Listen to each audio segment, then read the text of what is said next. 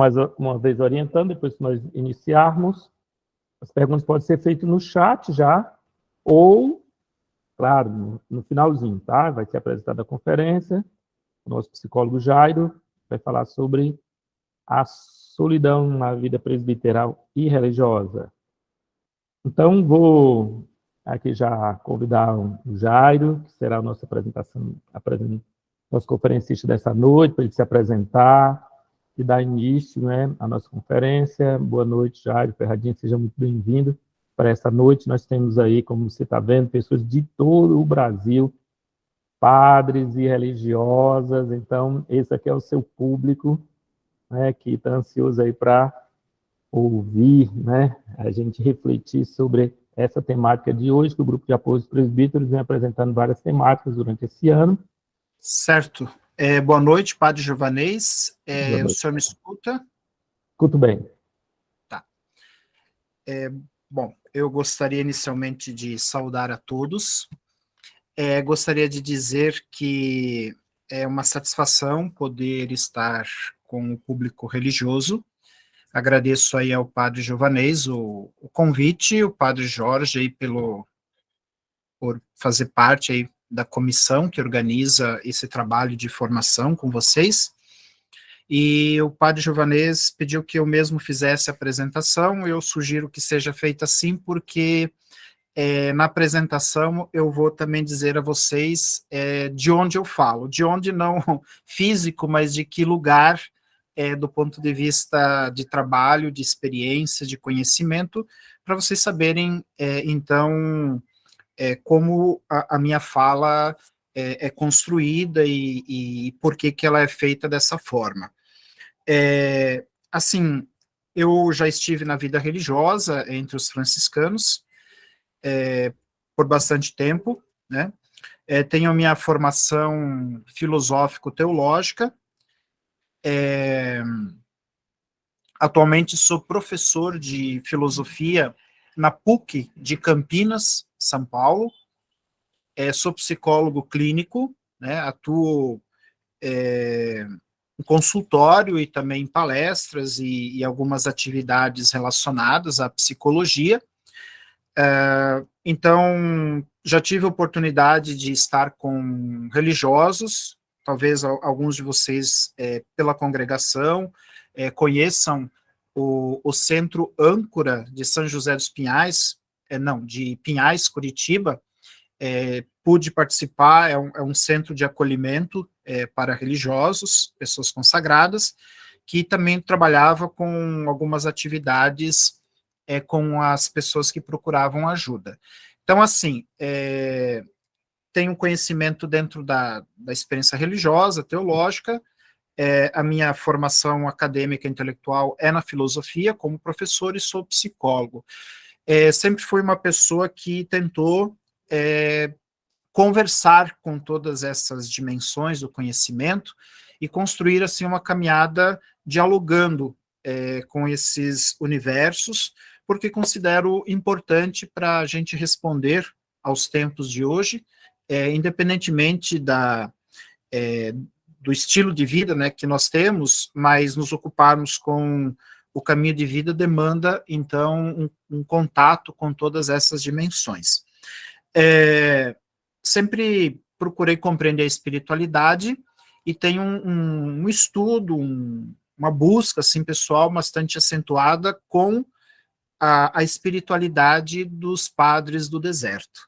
É uma área que me atrai bastante, não só pelo conhecimento, mas a psicologia que eu tento desenvolver, de alguma forma, está amparada nessas metáforas e na experiência dessas pessoas que, de alguma forma, são referenciais do espírito e da psicologia. Então, um tesouro bastante grande, hoje resgatado por alguns autores, e a gente, então, pode sempre resgatá-los para respondermos às questões do nosso tempo. Eu vou fazer uma fala aqui de 40, 45 minutos, vou tentar ser bastante leve, bastante fluido, de alguma forma. A gente que está na vida acadêmica, às vezes tem um pouco a mania de fazer falas muito sistemáticas, organizadas, com conceitos, mas eu vou tentar fazer de uma forma bem espontânea aqui para nós. Então, o padre Giovanez sugeriu que eu falasse sobre solidão relacionada, claro, né, com a vida religiosa, com o público que aqui está. Eu gostaria de começar com uma definição bastante importante que vai orientar aqui a nossa conversa. Primeira coisa, nós temos que fazer uma diferença entre solidão como um modo de relação e de experiência pessoal, do isolamento ou de experiências de abandono. Por que isso é importante? Primeira coisa, a palavra solidão, muitas vezes, é assustadora. Nós fugimos bastante dessa palavra e do que ela pode sugerir, porque justamente ela tem uma carga cultural e ela evoca para nós uma série de experiências que não são, digamos, de imediato agradáveis, né? Por isso a gente precisa começar fazendo essa distinção. Então, isolamento é a incapacidade ou a dificuldade que nós temos de estabelecer vínculos, de convivermos. No isolamento, geralmente, nós experimentamos as memórias e de vivências de abandono, de dores, de sofrimento que compõem nossa vida, nossa infância, tudo aquilo que não foi devidamente suprido, trabalhado, desenvolvido. Então, assim, quando estamos só, geralmente nós somos essa experiência que recebe todo esse conteúdo, todo esse material, né? E então, é comum a gente associar solidão ao isolamento, justamente porque a gente vivencia isso e tem uma dificuldade muito grande de lidar com todas essas situações. Mas, quando a gente começa a falar de solidão, primeiro aqui nós vamos retomar a palavra propriamente dita. Solidão quer dizer solos, a capacidade de você permanecer só com você mesmo. Essa capacidade, antes de qualquer outra coisa, é um modo de relação que eu estabeleço, primeiro comigo e depois com todas as outras formas de relação que a gente tem, né? Então, solidão deixa de ser, na experiência profunda, tanto dos místicos, dos primeiros padres do deserto, dos filósofos, dos teólogos, das pessoas referenciais, deixa de ser algo amedrontador para se transformar um modelo de relação. Mais do que um modelo de relação, é uma forma da gente qualificar todas as relações. Então, essa primeira distinção, eu gostaria que ficasse muito claro para nós, porque solidão, no seu sentido mais profundo, não é algo que nos remete a isolamento, a sofrimento, a desamparo, a desespero, muito embora a gente se conecte com essas coisas quando se dispõe à experiência da solidão.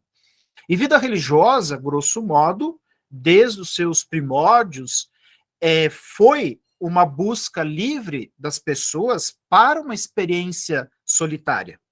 Então, ela não pode ser totalmente estranha para o religioso. Mais do que isso, ela é uma condição para a vida religiosa. Então, é nesse sentido que eu vou tentar desenvolver aqui um pouquinho a nossa conversa. Portanto, isso aqui eu gostaria que ficasse, pelo menos como um ponto muito reflexivo para nós.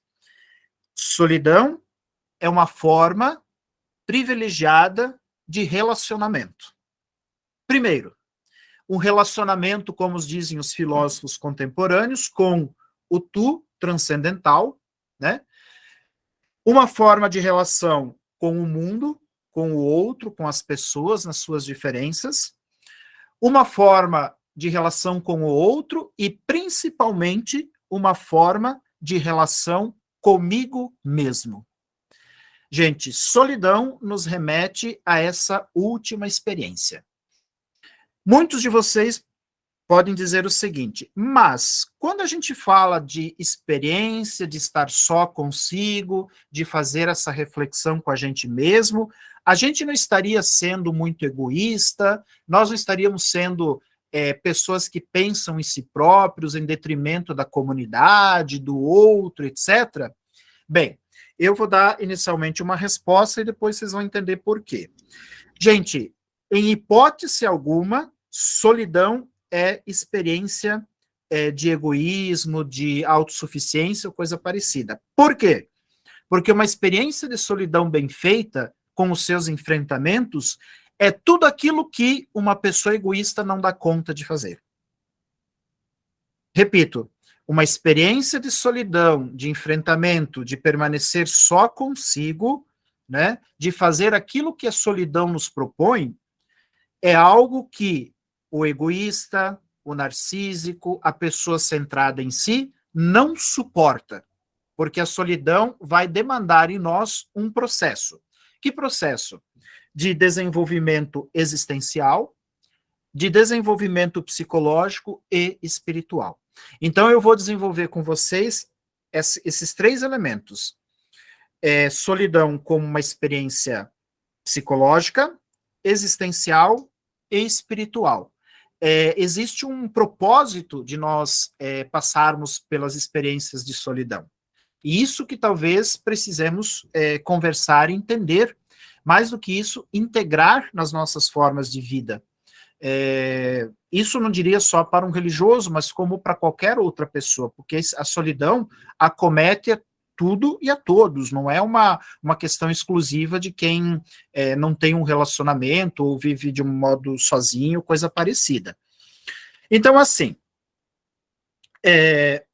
nós vivemos num tempo em que a psicologia, eu vou falar inicialmente aqui do lado psicológico, a psicologia tem descoberto que relacionamentos e bons relacionamentos e relacionamentos saudáveis são fundamentais para o nosso desenvolvimento e a nossa maturidade. Em outras palavras, para a nossa saúde psíquica. Então, ficou algo bastante acentuado, toda essa fala de que nós temos que construir relações. Nós temos que buscar formas diferentes e saudáveis de viver. E, grosso modo, quando nós falamos em relações, as pessoas, ou a cultura, a sociedade, mesmo assim, conhecendo um pouco a vida religiosa, sempre nós entendemos solidão como ir na direção do outro. Relação, sempre ir na direção do outro, desenvolver algo para o outro, fazer algo para o outro, né? Ter muitos contatos. Isso não necessariamente não é ou não configura uma relação propriamente dita. Então, esse dado fundamental que a psicologia trouxe fez com que muitos de nós nos esforçássemos muito para esse trabalho na direção do mundo, dos outros, das pessoas, das atividades. Todavia, tem um detalhe muito importante que eu gostaria de resgatar aqui. Os estudos da psicologia do desenvolvimento em várias escolas têm notado um detalhe muito importante. Desde as primeiras semanas de vida, o recém-nascido, portanto, cada um de nós já vivemos essa história, o bebê demonstra por comportamentos que ele tem a experiência de um momento solitário da sua vida. Primeira coisa, é muito comum o bebê, né, virar o rosto tão logo ele é estimulado ou provocado pelo seu cuidador, pelo pai, pela mãe, por alguém que está perto, né? É muito comum, os observadores mostram, que o bebê se ocupa com ele mesmo, né? É como se o bebê sentisse, fizesse contato com os acontecimentos que se passam exclusivamente no seu interior. Por isso, esse lugar da solidão vai sendo germinado como um espaço do ficar sozinho consigo, se desconectar do mundo, né? Ter a capacidade de se ocupar consigo. O bebezinho, desde o começo, consegue brincar consigo próprio, realiza atividades sozinhos. Provavelmente todos nós já tenhamos feito isso na nossa infância. Mais do que isso, na solidão, o bebê demonstra ser criativo e, ao mesmo tempo, se contacta com os seus pensamentos, suas fantasias, suas imaginações, toda atividade que envolve a vida mental. Isso quer dizer o quê para nós? Quer dizer que, do ponto de vista psicológico, existe um movimento, um processo que é inerente ao nosso desenvolvimento. A solidão não é contrária a relacionamento, mas é uma forma de relação que, psicologicamente falando, nós desenvolvemos desde os primórdios da nossa vida psíquica, da nossa vida mental. Por isso que eu falei no começo, não devemos nos assustar tanto com a experiência da solidão. Mais do que isso, é uma experiência propícia por uma série de coisas. Nós devemos até, inclusive, buscá-la, cultivá-la. Né? Eu falei para vocês, é muito comum, foi muito comum, né, os primeiros religiosos buscar o retiro, a solidão, filósofos falam muito disso, né? Então, veja, se é um dado psicológico muito importante, ele faz parte da nossa vida psíquica, da nossa vida mental.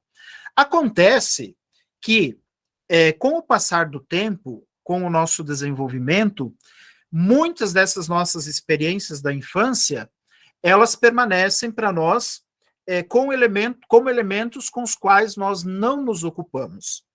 E aqui eu gostaria de dar um salto, por conta da questão do tempo, e passarmos para um fenômeno muito importante que precisa, no meu modo de entender, ser profundamente assimilado por todos nós. Os místicos chamam isso de metanoia.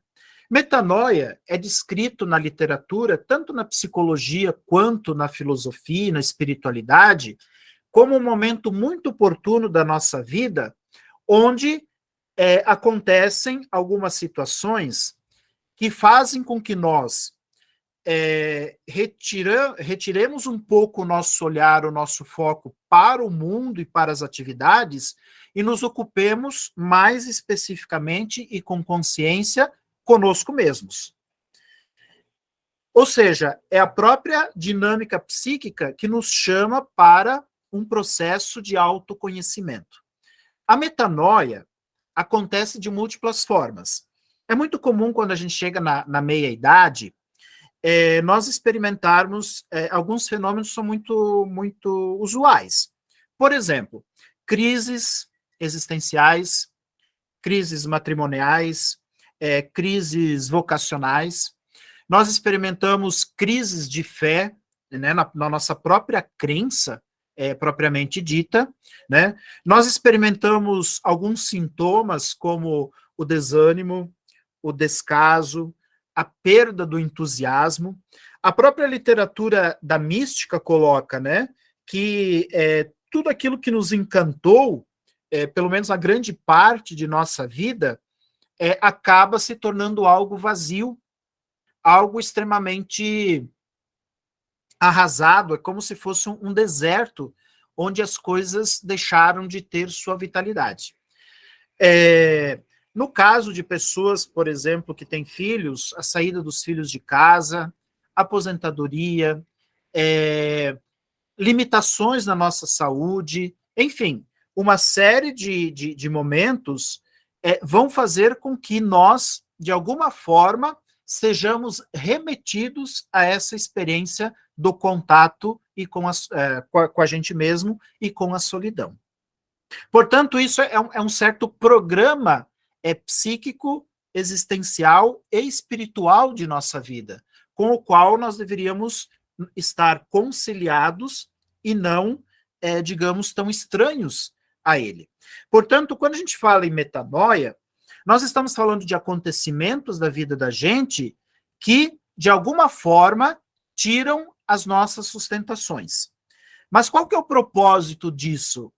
Que ao termos a experiência de crises, de questionamento, de depressões, de uma série de coisas que vão sendo acumuladas, nós podemos, então, retomar essa nossa vida de contato que ficou esquecida ao longo do tempo. Porque é muito comum na juventude, quando a gente está, digamos, no auge das nossas forças, nós nos dedicarmos totalmente para o exercício profissional, para o nosso desenvolvimento intelectual, para as nossas relações externas, para o fazer, para tudo isso, né? É como se a própria psique chamasse a gente de volta, para a gente olhar para tudo aquilo que ficou escondido ao longo de nossa história. Portanto, veja, uma das coisas importantíssimas da solidão é essa retomada. Em psicologia tem uma experiência muito importante, né, gente? Sempre, não só em psicologia, mas no caminho da existência, sempre que a gente efetua um tipo de escolha e a gente opte por um caminho A, ou B, ou C, a gente está optando também por alguma coisa que não vai ser vivida. A decisão é um elemento bastante difícil por causa disso. Mais do que saber o que eu vou fazer, tem sempre algo que eu vou deixar. E geralmente esse algo que a gente deixa irá nos acompanhar ao longo da vida. Repetindo, né, quando a gente está no auge das nossas forças mentais, existenciais, físicas, do trabalho, isso que a gente não escolheu, o que a gente deixou, vai ficando de alguma forma, assim, vamos usar um termo, no subsolo, né? Na metade da vida, isso tende a vir à tona. E virá à tona, porque ele precisa ser acolhido, ele quer o seu lugar dentro da vida da gente. Portanto, o envelhecimento traz essa demanda extremamente importante, que é conseguida só na solidão. Porque é o momento que eu vou ter que fazer um retorno e reprocessar toda a minha vida não vivida, incluindo ali uma série de coisas, né, que nós já vamos comentar sobre elas. Vou dar 2 ou 3 exemplos bastante fáceis da gente observar, né? Você pode ter, por exemplo, num matrimônio que um elemento simples desencadeia uma ebulição grande entre um casal, onde todas as coisas que ficaram não resolvidas ao longo da vida necessariamente precisam ser resolvidas agora. Muitos se afastam, né, para que isso possa acontecer. No âmbito religioso, vou citar aqui uma história que eu pude acompanhar, né? A pessoa disse assim: mas como que eu posso ter ficado doente? Como que eu posso estar deprimida? Afinal de contas, eu trabalhei 40 anos. Eu nunca faltei numa liturgia das horas, né? Eu fui sempre fiel ao meu trabalho, eu doei tudo que eu tinha. Trabalhei 40 anos dedicado à ação social da congregação. Então é muito difícil a gente acolher quando a vida nos convida para uma experiência diferente. Então, você não está deprimido porque você fez tudo isso, mas você está deprimido porque, ao fazer só isso, você deixou uma série de outras coisas sem atenção. E agora você está tendo a oportunidade de retomá-las. Então, veja, como que a psique faz para isso, para nos chamar? Ela nos faz mediante, dependendo de história por história, com algumas patologias, que nos faz, então, essa realidade acontecer. Então, assim, gente, encurtando um pouco a história, né? O que a gente encontra quando a gente é convidado à experiência da solidão? Primeiro, a gente é convidado a desenvolver uma habilidade que nós já experimentamos bem aos pouquinhos lá, desde que éramos bebê. Primeiro, virar um pouco a face para o mundo, né? Não corresponder a todos os estímulos que o mundo dá. É como se eu pudesse dizer assim: eu tenho o direito de não ser acessado por ninguém. E eu posso fazer uso disso. Não tem problema nenhum, você não vai deixar de ser fraterno, de ter seu sentimento de solidariedade com o mundo, nada disso. É uma necessidade que a própria mente, a própria psique e a existência chamam você. Então ela precisa ser ouvida. Então, assim, virar a face para o mundo e voltar para si requer uma habilidade, uma disposição, um aprendizado. E na metade da vida, que é uma fase que a maioria aqui estamos, isso não é mais uma escolha se eu quero ou não. Acaba sendo quase que uma convocação da vida, né? Então, nós tratamos as coisas que nos acontecem, resolvemos os nossos problemas, mas se o contato com a gente mesmo não for feito, ele vai se tornar o quê?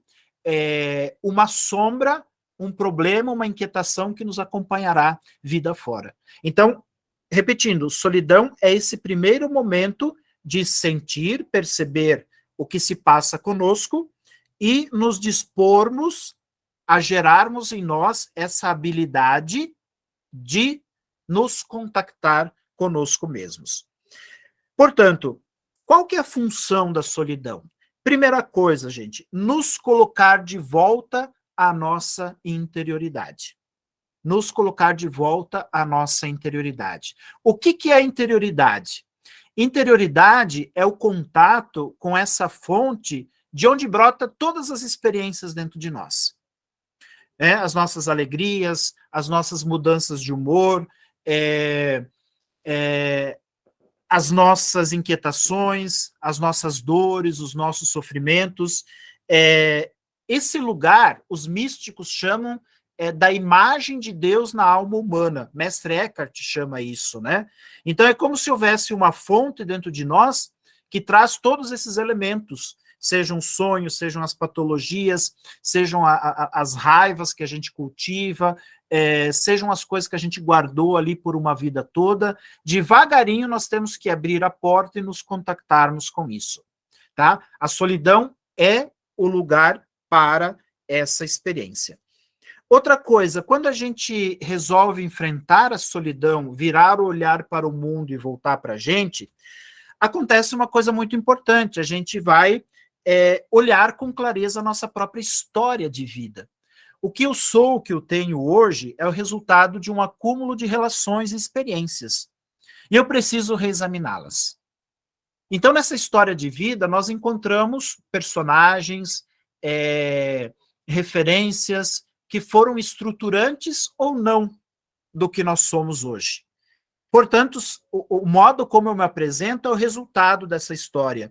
E se as coisas não estão bem, eu preciso ver como que elas foram geradas. A gente não tem como controlar o que vai dar um encontro. O encontro é o contato de histórias, de almas, de vida, que pode gerar qualquer coisa. Então, o que eu sou hoje é o resultado de todos esses encontros que aconteceram ao longo da minha vida, que vão definir meu comportamento, meu sentimento, meu modo de lidar com as coisas, os meus enfrentamentos, minhas fragilidades. Eu preciso revisitar isso para que eu possa reconstruir, na minha solidão, uma relação inicialmente com a minha história, com as minhas dores, enfim, tudo que vai compondo. Outra coisa que a solidão pode fazer conosco é nos colocarmos em contato com necessidades e demandas. O que é isso, né? Basicamente, gente, a nossa vida começou com uma grande demanda. Um recém-nascido é uma demanda. Ele pede, ele necessita, ele tem uma vitalidade própria, mas ele só sobreviverá se alguém preencher tais demandas, tais necessidades, como um organizador de sua vida. Então, nossa vida foi organizada dessa forma. Nem todas as necessidades ou demandas foram suficientemente preenchidas ou não. Não que as pessoas não tenham feito isso por amor, mas eu posso tê-las vivido de uma forma não suficiente para mim. Então, veja, a solidão, de novo, nos coloca para esse lado de nós mesmos que não aparece no cotidiano e nas nossas relações externas. Quer dizer, aparece, mas não de uma forma tratada e consciente. Outra coisa, a solidão nos coloca diante de nosso desejo. O que efetivamente eu quero como projeto de vida? Mais do que isso, quais minhas expectativas? Até agora, nesse balanço que eu faço da minha existência, foram preenchidas ou não foram? Né? Estão de acordo ou não? A vida que eu levo está relacionada com uma expectativa sobre mim? Ou eu criei expectativas maiores do que eu posso ser? Enfim, tem uma série de reflexões que precisam ser feitas sobre isso.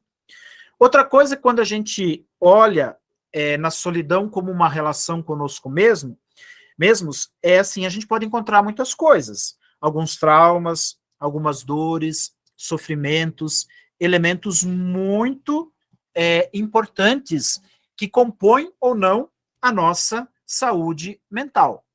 Portanto, vocês começam a notar, gente, o quanto de importância tem o aceitar esse convite à solidão. Repetindo, solidão como uma relação única, exclusiva de mim comigo mesmo. Pessoal, tem um autor que define a solidão de uma forma, talvez, ele é um filósofo, mas eu acho que ele capta o espírito do evangelho de uma forma, assim, tremenda, né?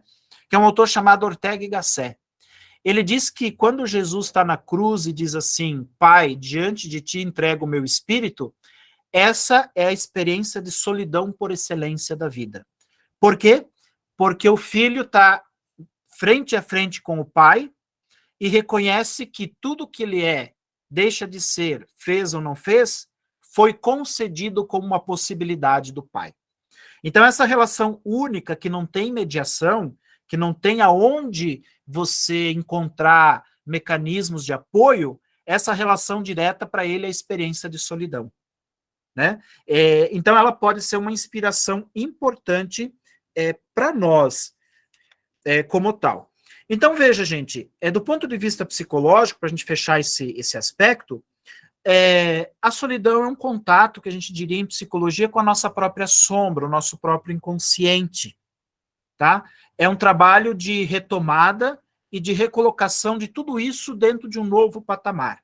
Por isso que eu falei no começo para vocês, a solidão é uma requalificação das nossas relações, a começar por nós próprios. Porque se eu trabalho isso dentro de mim, eu necessariamente vou qualificar as relações fora de mim. Porque assim, se eu tenho desejos não atendidos, demandas, necessidades insatisfeitas, se eu tenho dores e sofrimentos que eu não dou conta ou não tenho consciência, o que pode acontecer? Eu acabo projetando isso no outro. Então, muitos discursos de relações externas, que a gente tem que ir para o próximo, ajudar, não sei o quê, nada mais é do que uma carência que nós próprios temos de nossos cuidados. Né?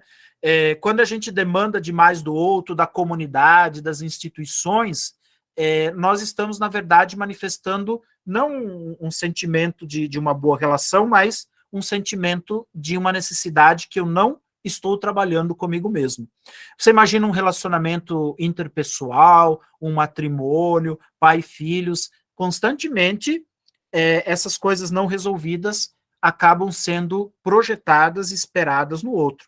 Então, quando a gente enfrenta, a gente pode transformar tudo isso com criatividade. E quando a gente entende isso com criatividade, a gente dá um novo colorido para a nossa existência. Se a gente se perguntar, ou quando a gente, assim, eu costumo fazer muito essa pergunta para pessoas que às vezes têm dificuldade de visualizar um pouco o futuro, né? Eu pergunto, o que enche teus olhos? O que te encanta quando você visualiza a possibilidade que você tem pela frente? É muito difícil as pessoas responderem. Elas não conseguem se apropriar do desejo por algo, né? Porque também estão presas a um passado e a uma carga do qual não conseguem se libertar. Por isso que a criatividade, ela acolhe o momento, acolhe quem você propriamente é, ela entende a tua vida finita, ela acolhe a morte, ela se contacta com o mistério da vida, né? Ela acaba sendo um lugar de transformação. Por isso, o que a gente pode ser como pessoa só é possível nessa relação comigo mesmo. Né? Então existem, tá estranho falar, né? Não é nada esquizofrênico aqui, mas existe eu e existe o eu mesmo dentro de nós, né? Que é justamente esse desconhecido, esse estranho, que às vezes se apresenta para nós de uma forma que a gente não dá conta de lidar, a gente precisa de ajuda, né? O desconhecido, o outro misterioso, que somos nós e que vem à tona nesses momentos, geralmente é algo que não é fácil se a gente não é habituado. Por isso é um grande desafio para a nossa sociedade, para todos nós, e principalmente assim para a vida religiosa, é o contato com essa realidade. Na espiritualidade, tem um dado muito importante que os autores místicos e referenciais falam. O que a solidão propicia para aquele que faz uma jornada espiritual? Portanto, para o religioso, para quem, de modo geral, está no caminho, como aquele que entrega a sua vida, mas para todo o crente, para toda pessoa. Na espiritualidade, a solidão é um lugar onde a gente vai se confrontar com o próprio divino. Como que a gente vai se confrontar com o próprio divino?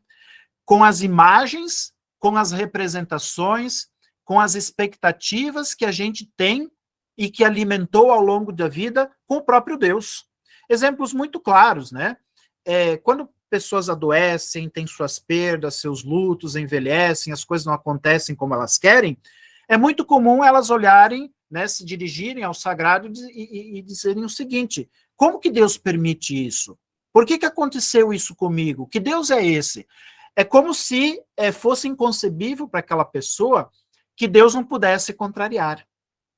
Isso nos leva a crer que o Deus que as pessoas muitas vezes cultivam é um Deus que, de alguma forma, sempre preencheu as expectativas delas. Ou seja, elas quase que domesticaram Deus aos seus caprichos.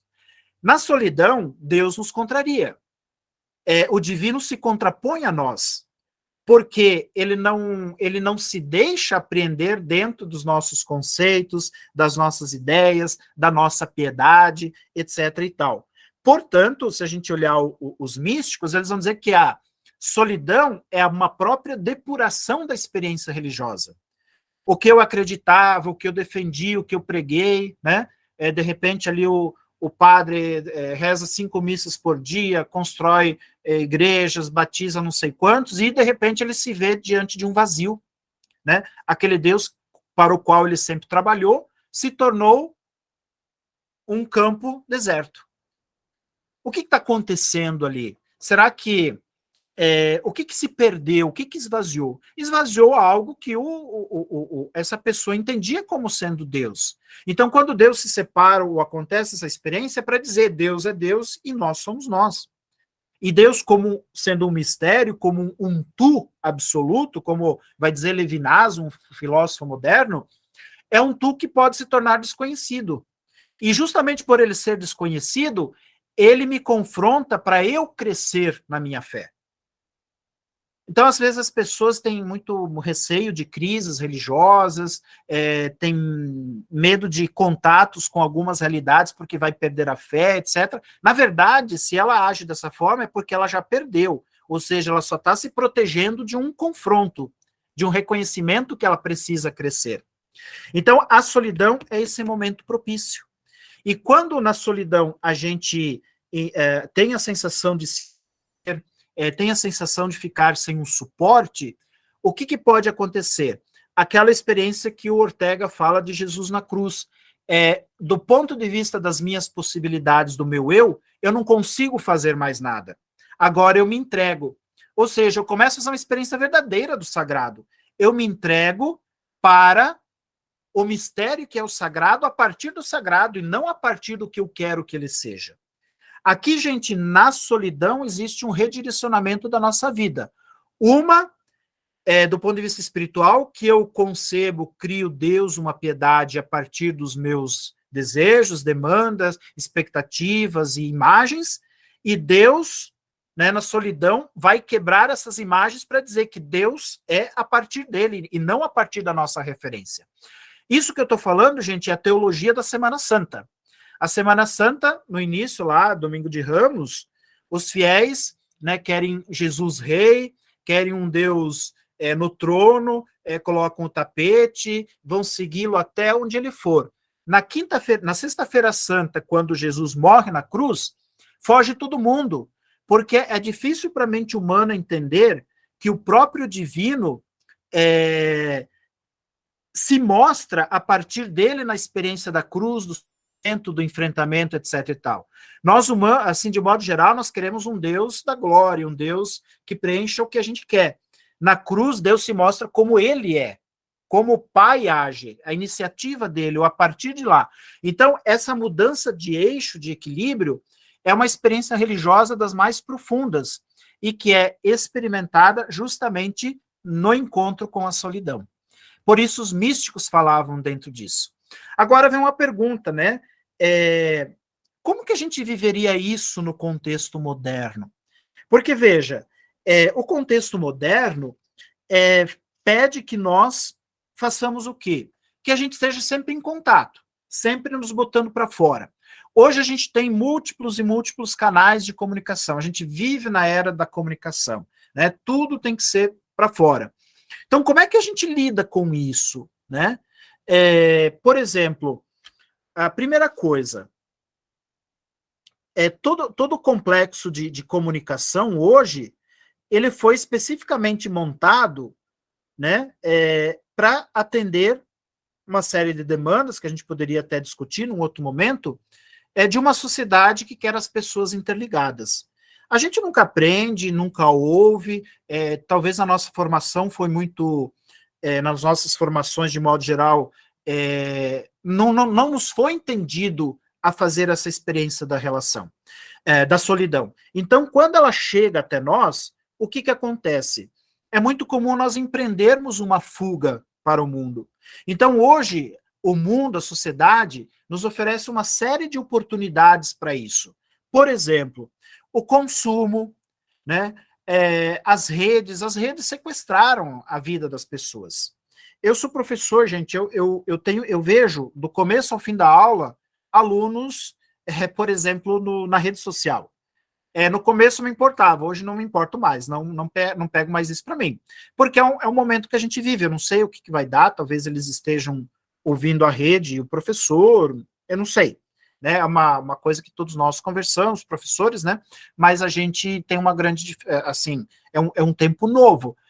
A atenção das pessoas está literalmente sequestrada. A tecnologia trouxe isso. Então é muito comum, e isso entrou também na vida religiosa, muito embora a vida religiosa diga que saiu do mundo, mas não saiu, né? O mundo está onde a gente está. O contato com o mundo é constante, né?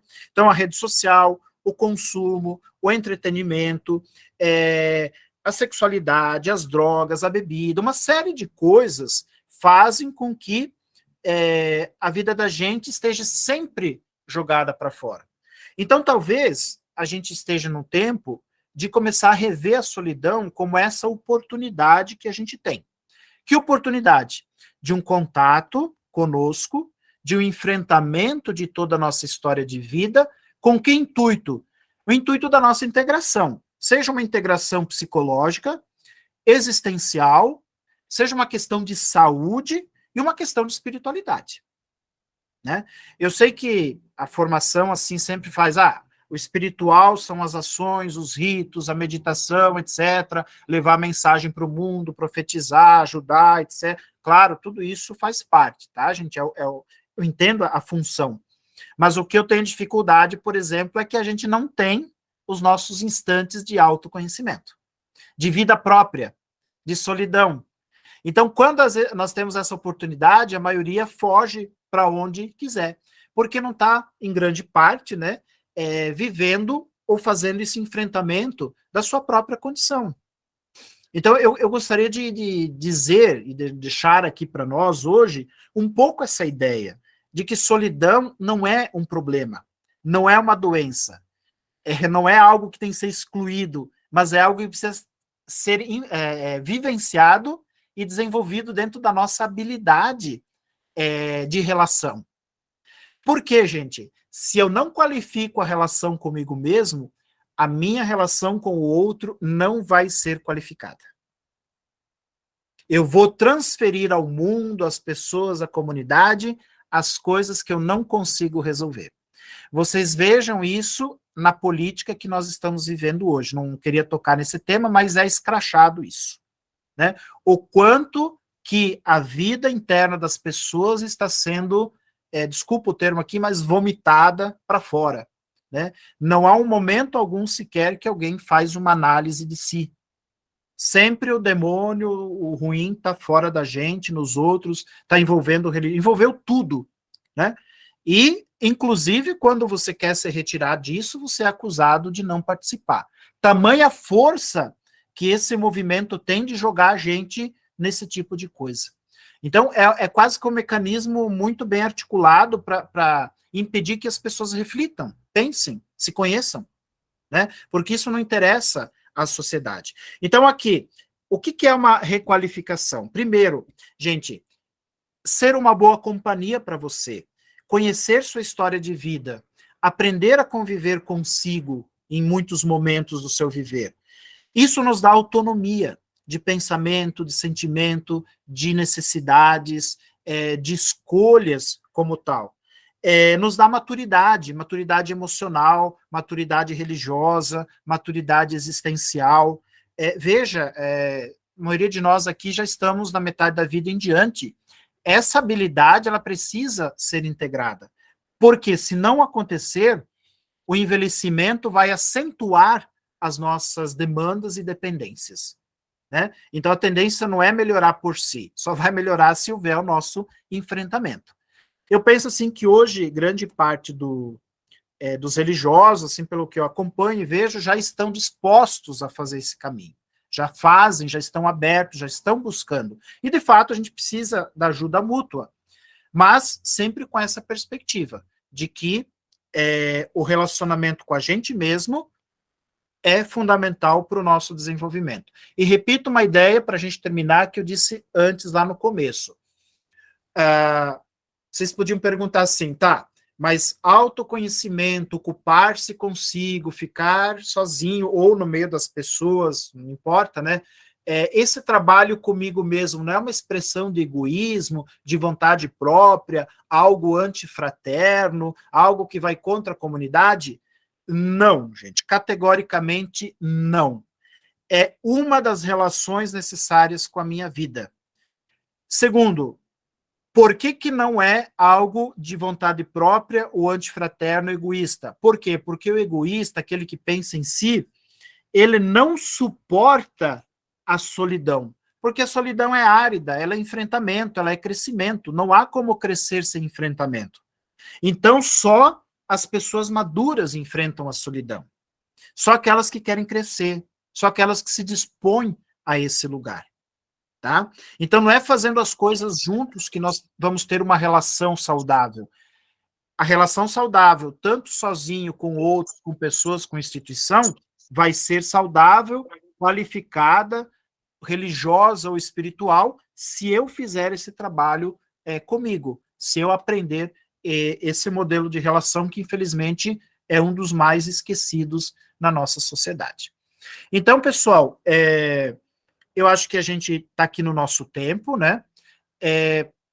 Penso que a gente pode ter, assim, então, essa visão um pouquinho diferente da solidão. Espero ter provocado um pouquinho vocês a refletir sobre isso, tá? Tem muito material que podem ler, podem estudar, e reforçando, gente, isolamento é uma coisa.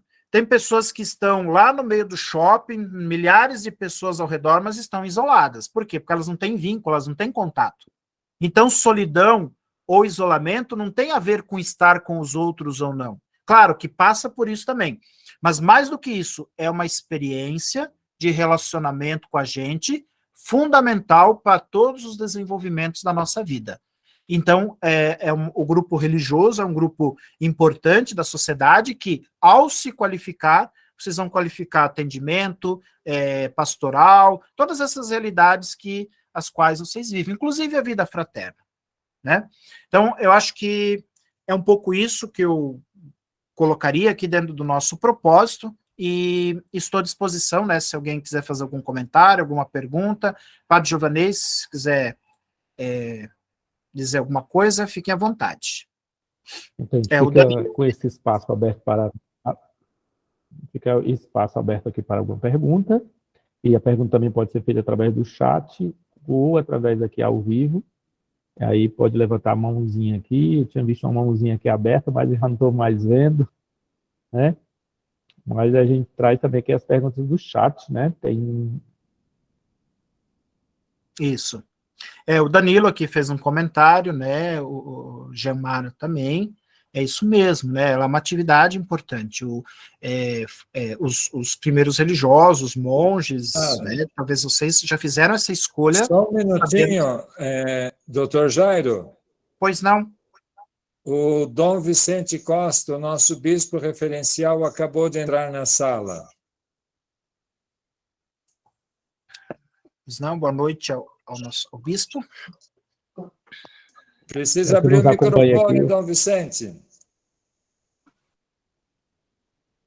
Desculpe, não quero interromper o doutor Jairo Ferradim, mas bem-vindo também os presbíteros, e vamos continuar a ouvir sobre a solidão, que possamos sair da solidão na vida presbiteral e religiosa. Continuem, por favor. A todos bem-vindos e a todos uma boa noite. Obrigado. Boa noite, senhor bispo. Obrigado às palavras do Dom Vicente. Dom Vicente é que nos acompanha aqui no grupo de apoio aos presbíteros da Regional Sul 1, da Pastoral Presbiteral, e está sempre aqui junto de nós, né? Mas eu queria aproveitar aqui a oportunidade de fazer uma pergunta também, né? Muitas vezes os padres, né, e muitos diocesanos também que vivem sozinhos, e às vezes na formação está dito assim: eu fui educado, eu fui para viver sozinho numa paróquia e tudo, mas muitas vezes isso às vezes acaba desembocando também no isolamento de todo mundo. O que tem a ver essa justificativa da solidão de viver sozinho com o isolamento, de repente ter dificuldade ou então não querer estar com os outros, não é? Muitas vezes assim pautado nessa história de dizer assim: eu fui chamado a viver sozinho na paróquia, estando, né, aí na minha casa, eu saio do presbitério, onde tem muita gente, passo a viver sozinho. Isso.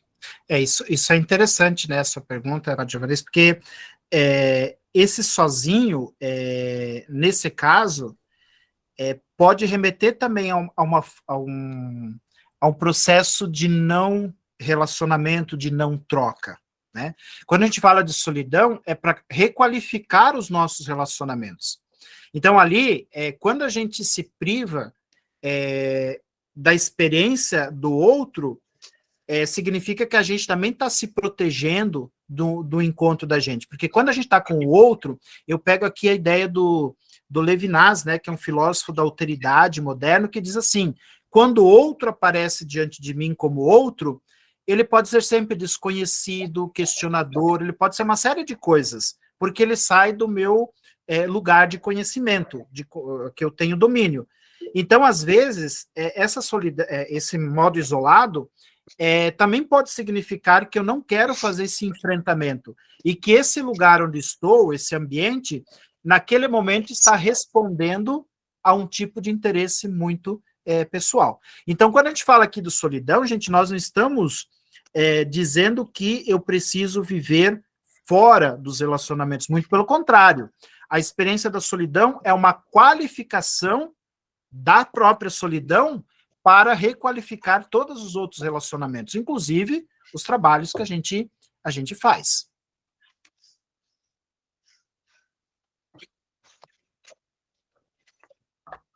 Deixa eu ver, o Padre Giovanese aqui tem perguntas, né? Quais os principais sinais que uma pessoa vive o isolamento e não uma solidão frutuosa?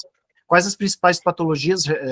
Assim, grosso modo, esse isolamento, como é apresentado aqui, vai muito nessa linha de uma autossuficiência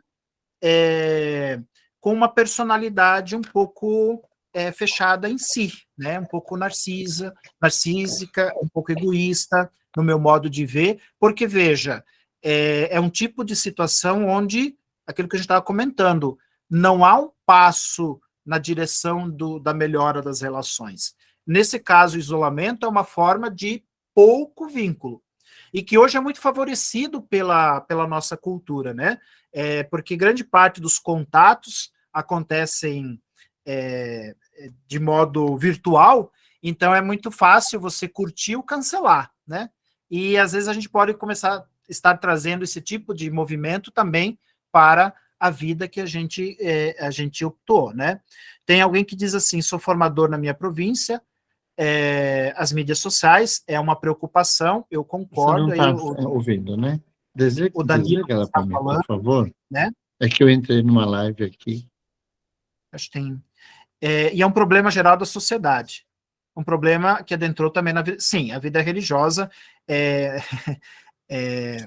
entrou, por isso que eu digo, não dá para separar hoje o claustro do mundo, né? O mundo está em todo quanto é lugar. Você tem um celular na mão, você está no mundo, né?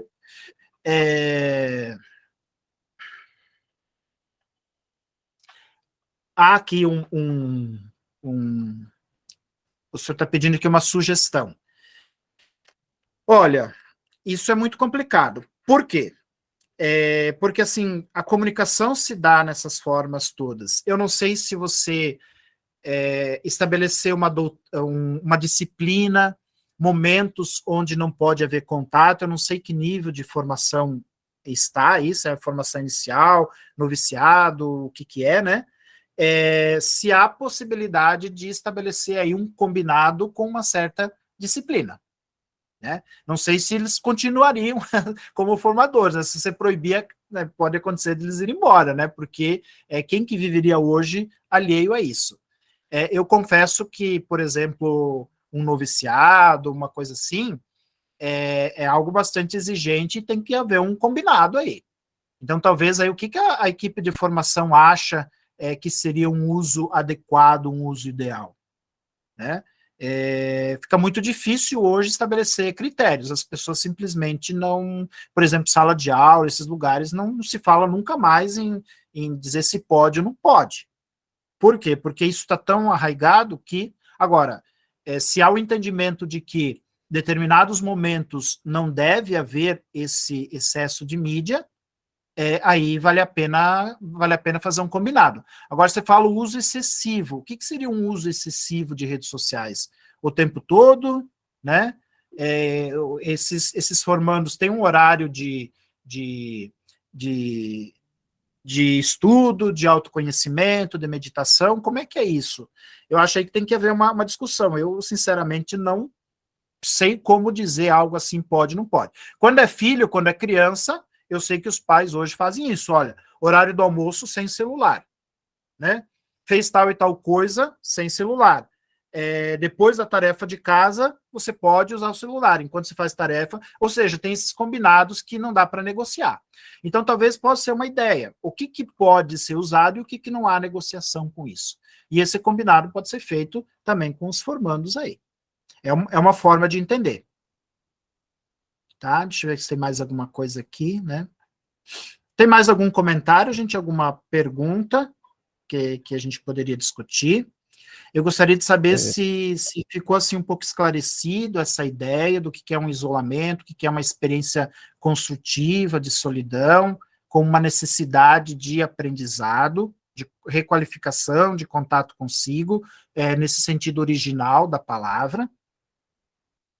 Aqui tem uma irmã que fez um combinado, eu acho adequado. Igual assim, igual o filho dentro de casa. O que eu vejo que os pais fazem?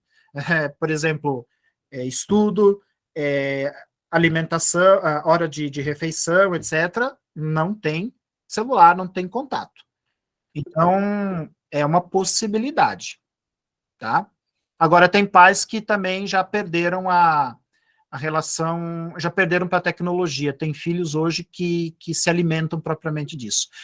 Grande parte também por quê, gente? Porque os próprios pais mais jovens não conseguem encontrar um limite para si próprios. Então, os filhos estão espelhando exatamente o que os pais são. Então, você vê lá o filho no celular e olha para o lado, né? O pai e a mãe não têm informação sobre o que o filho faz, porque ambos também estão sequestrados, digamos assim, pela própria tecnologia. Acho isso bastante grave, né? Mas o que nós vamos fazer, né? Fernando, por favor. Por favor, professor Jairo, eu quero parabenizá-lo pela exposição sobre essa positividade da solidão, né? E entendendo-a como um elemento necessário para o amadurecimento humano, como lidar com a ansiedade nessa solidão positiva? Então, eu quero amadurecer, eu quero me confrontar, eu quero crescer, enfim, toda essa rica explanação, mas tem os inimigos da solidão, né? Para além do isolamento, eu acho que a ansiedade é algo que caracteriza muito os tempos atuais, e é fácil a gente ir sentindo aquela preocupação, será que eu estou vivendo mesmo a solidão? Não, será que eu estou me isolando? Isso pode virar um fator de ansiedade, então, como lidar com isso? E que não é fácil, viu, o Fernando e os demais, né, é um assunto, assim, eu optei por esse viés, digamos, estruturador da solidão, justamente para trazer um elemento, assim, para a gente refletir, como você colocou. Agora, sim, Fernando, na solidão, a gente não tem controle do que pode vir. Então, eu não posso partir do pressuposto que a solidão é sempre algo harmonioso, agradável. A solidão pode vir o que tiver que vir. Então, vem as dores, vem as contradições, vem as dificuldades, vem aquilo que eu preciso resolver, tá? Então, não dá para a gente romantizar a solidão, é o contrário. A solidão a gente foge muito porque justamente um espaço do silêncio onde brotam todas as possibilidades, né? Então, a ansiedade é um grande indicativo de que algo precisa ser feito, né? Então, a ansiedade é quase que um anúncio de que algo está por vir e eu ainda não estou fazendo o enfrentamento. Então, veja, também a ansiedade precisa ser acolhida e confrontada na solidão. Então, é sempre um indicador de que algo precisa ser feito. Então, o que não está sendo trabalhado aparece como essa urgência da própria alma que joga a gente para o trabalho. Quando for entendido e for desenvolvido, enfrentado, a ansiedade tende a diminuir. A menos que seja uma característica de personalidade, aí vai aparecer em tudo quanto é momento. No fundo, professor Jairo, então a solidão é uma oportunidade de irmos tirando máscaras também dentro de uma sociedade de muita aparência, de muita estética, né? De muito... De repente, você se depara com você mesmo, com a sua verdade, que não é agradável, é um mistério muito grande, e a solidão acaba sendo uma oportunidade, às vezes até dolorosa, de perceber, às vezes, aquilo que as pessoas dizem de nós. No fundo, não é só isso, né? Nós temos... Gosto muito daquela expressão do Papa Francisco, cada um traz em si uma complexa combinação de luzes e sombras. Perfeito. Então, na solidão, se permitir fazer essa experiência não só de luzes, mas também de sombras, né? Perfeito. A sua colocação é bem apropriada. Então, veja, a gente tem que cuidar, eu já vou responder a pergunta de alguém aqui, né? Cuidar para a gente, porque a gente sempre cai na solidão como isolamento, mas eu posso estar no meio de uma comunidade, numa sala de aula, num shopping, numa viagem, e fazer a experiência do ser solitário. Em que medida? Na medida em que eu vivo constantemente aquilo, sabendo o modo como eu me coloco naquele lugar e comigo mesmo. Então, veja, solidão não é se recolher do mundo, de novo, é uma relação com a gente em tudo que a gente fizer com o mundo. Então, se eu capto minhas contradições, eu posso captá-las, por exemplo, numa atividade, num serviço, num momento, em qualquer lugar. Então, isso que você coloca é muito oportuno. Na experiência do ser solitário, há uma ocupação direta e consciente com os nossos conteúdos, às vezes agradáveis ou não. Pelo menos para o nosso ego, né? Mas necessários para a espiritualidade, para a vida e para a psicologia. Obrigado. Então, alguém colocou aqui o lado patológico, exatamente, porque nesse caso, Matildes, que perguntou aqui, né? A solidão, vamos dizer assim, ela é positiva, ela é oportunizadora desse confronto transformador, mas ela é patológica em que momento? Quando eu não dou conta disso e eu não consigo estabelecer vínculos. Então, o contrário da solidão é o estar misturado com os conteúdos internos e externos, sem um vínculo adequado, né? Então, isolado, eu vejo isso, alguém que não consegue fazer vínculos. Essa é uma grande patologia. E cuidado, assim, pessoal, que a palavra depressão precisa ser também entendida aqui. Existem 3 níveis de depressão. Tem uma depressão profunda, que a gente chama, ou é chamada, né, de depressão maior, ou depressão endógena, que é uma condição neurológica. Então, uma pessoa que tem uma condição, ela vai ter que fazer um acompanhamento, uso de medicação, acompanhamento, etc. e tal. Agora, existem experiências de depressão que são circunstanciais. Perdas, lutos, momentos da nossa vida, tá?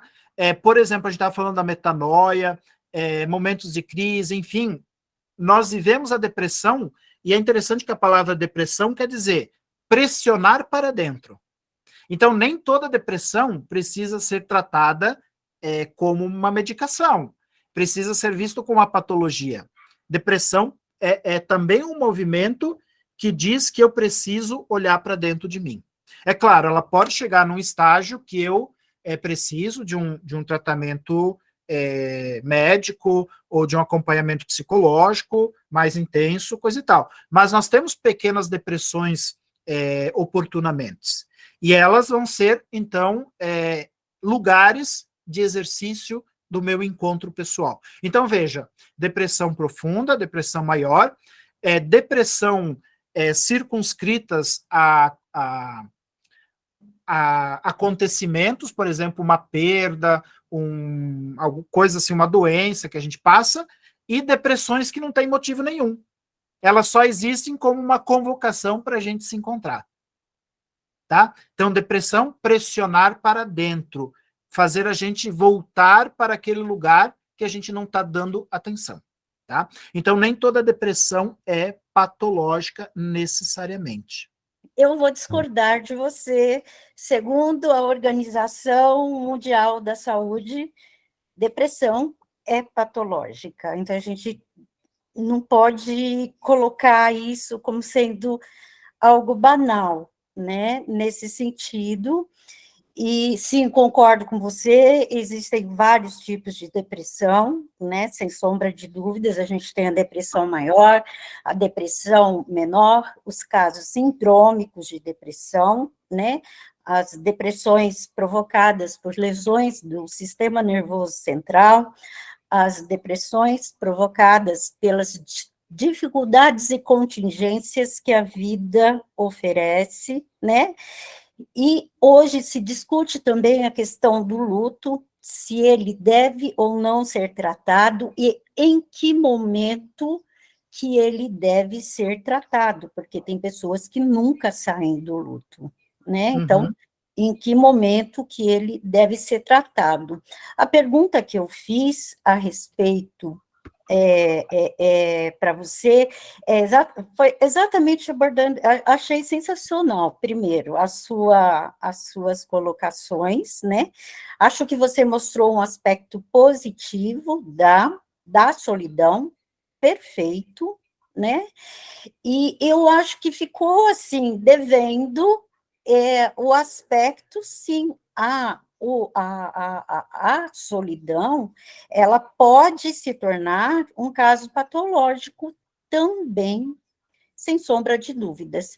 O isolamento é um dos sintomas que a gente observa quando se tem depressão, né? Então, é só nesse sentido que eu gostaria de estar fazendo alguma consideração, né, no sentido de contribuir mesmo. Obrigada. Não, concordo, mas eu ainda continuo dizendo que nem toda depressão é patológica. Tá bom, você vai brigar com a Organização Mundial de Saúde, tá bom?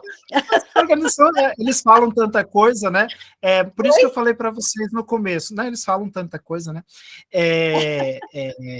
Não, eu só vou fazer um parênteses, né? Assim, na verdade, eu sou uma pesquisadora do Hospital das Clínicas e no Instituto de Psiquiatria, né? E justamente a gente estuda sobre depressão, por isso que eu acho que eu tenho um pouquinho de conhecimento para poder fazer a colaboração que eu estou fazendo. Não, minha querida, eu não tô, digamos assim, colocando em questão aqui a sua Não, formação, a sua habilidade. Eu acho isso fantástico. Inclusive, no lugar que você está ali, é bem oportuno para você fazer essa pontuação. E por isso que eu falei no início, eu vou falar de um outro lugar. Porque do lugar onde se fala bastante de filosofia, de teologia, de espiritualidade, de vida mística, dependendo do tipo, o grau de depressão, ela é uma oportunidade para a gente fazer o autoconhecimento. É por isso que eu te falei, eu vou manter minha fala, porque assim... bom, eu vou continuar protestando. Tudo bem, não tem problema. Não Porque precisamos concordar em tudo. Porque não é apropriado. Mas eu ainda assim, não por é exemplo... depressão. Porque... Você pode chamar de outra coisa, mas depressão acho complicado. Talvez por conta dessa questão técnica, né? Mas, Sim, assim, claro. de muita literatura, né? Isso eu falo também com base em literatura. Claro, Tem claro. momentos depressivos que você não tem especificamente um elemento desencadeador, não tem nenhuma condição neurológica, e você vivencia isso como uma necessidade de contato com algumas coisas. Então, é uma visão assim um pouco espiritual e não espiritualizante, mas espiritual dentro do caminho, porque os próprios monges, os mestres da espiritualidade, eles falam que eles são acossados pelo demônio da meia-noite, e esse demônio que significa o quê? Um tipo de enfrentamento cujas características são exatamente aquelas descritas pela depressão. Então, é mais um promotor de um autoconhecimento do que necessariamente um quadro patológico, mas é uma forma que a senhora coloca, não me impõe. Até para se definir como um quadro patológico, se exige, no mínimo, que a pessoa tenha todos os sintomas por, no mínimo, 2 semanas, né? Então, tem uma série de coisas para a gente poder definir um estado melancólico, de tristeza, ou de isolamento, ou de... Enfim, existe um período para a gente poder estar definindo isso, e isso ser patológico. Não são todas as tristezas da vida que vão tornar-se patológicas e vão ser... Né, a gente exatamente isso. A gente vai chamar isso de depressão? Claro que não. Né? Eu estou falando do ponto de vista médico mesmo, né? Não, claro que não. Exatamente.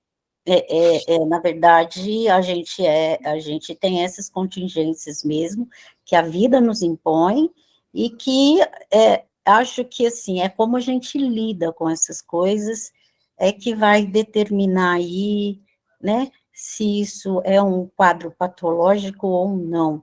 É só isso. Isso, então, exato. Vai por esse diagnóstico, pela funcionalidade, tem todos os critérios. Então, o que eu quero dizer assim, que, por isso que eu te falei, nem todas podem ser colocadas no mesmo lugar. Então, existem muitas experiências de tristeza, que não tem aparentemente uma razão evidente, e elas são oportunidades de autoconhecimento. Tanto é que, quando há uma ocupação, isso tende a se restabelecer. Então, é nesse sentido que eu coloco aqui. A gente até desmistificar essa questão da solidão, a gente pode confundir com isolamento, a gente fala de solidão como tantas patologias, ou como algo apenas negativo. Então, muitas vezes, são tantas coisas envoltas ao redor da solidão, que muitas vezes nos confunde até entender o que é a solidão. Eu acredito que a live aqui veio assim, nos trazer assim, um esclarecimento muito importante da solidão, que tem, muitos citaram aqui, inclusive aqui no chat, como esse é algo positivo, que a solidão não é necessariamente o não relacionar-se com ninguém, mas muitas vezes entrar em contato consigo próprio. Nós estamos chegando aqui no final da nossa live. Quero agradecer aqui a presença de cada um de vocês presentes, participando, colaborando, com a sua atenção aqui nessa live desta noite de hoje. Nós temos ainda esse ano mais uma live no dia 23 de novembro sobre luto, superando a dor da perda, com o padre Lício de Araújo Vale. Quem quiser deixar o seu contato, o seu e-mail, a gente pode disponibilizar a fala de hoje aqui, do Jairo, que a gente está aqui gravando. A gente também tem as outras que nós também gravamos aí ao longo desse ciclo de lives que nós estamos realizando. Quero agradecer aqui profundamente aqui a fala assim enriquecedora do Jairo aqui para cada um de nós, porque assim nos desmistifica um pouco da solidão muitas vezes apenas como algo que nos afasta de tudo, de todos e da gente próprio, mas a gente está vendo que a solidão tem algo muito a refletir, muitas vezes pode ser até o contato, como já foi falado, conosco mesmo. Padre Giovanei, só uma... aproveitando assim a colocação da... Como é que é o nome dela aqui? A Matildes, né? Até importante, numa outra ocasião, uma fala pegando o outro lado, assim como a própria Matildes colocou, né? Porque são aproximações do fenômeno. Então, eu falei lá no começo, né? Eu vou fazer esse caminho de aproximação. Então, de repente, é importante falar das patologias relacionadas ao isolamento, diferente da solidão como experiência construtiva, né? Então, acho que a colocação dela abre também a possibilidade de abordar por um outro caminho, que pode ser enriquecedor também. A gente está aqui já finalizando a nossa noite de hoje, a nossa live. Mais uma vez, agradecendo aqui ao Jair, mais uma vez agradecendo a todos. Eles também, nós somos um grupo de padres psicólogos, leigos psicólogos também, e outros profissionais que colaboram nesse trabalho da Regional Sul 1, né, que da CNBB São Paulo, faz parte da pastoral presbiteral, e a gente hoje em dia faz um trabalho para os presbíteros, para os padres, mas hoje em dia também nós trouxemos as religiosas também para estar conosco, e hoje aqui temos um grupo muito grande de religiosas também participando. Suas considerações finais, Jairo, para a gente encerrar aqui o nosso momento. Eu só agradeço a oportunidade, né? Espero ter colaborado aí com algumas colocações, com alguns entendimentos, e à disposição aí, se puder ajudar em alguma coisa, né? Estou por aqui, e desejo aí a todos vocês um sucesso na jornada aí de trabalho e tudo mais. Deixa o nosso boa noite a todos. Muitíssimo obrigado pela sua participação. Espero encontrá-los nas próximas lives que nós vamos apresentar, direcionadas aos presbíteros e à vida religiosa.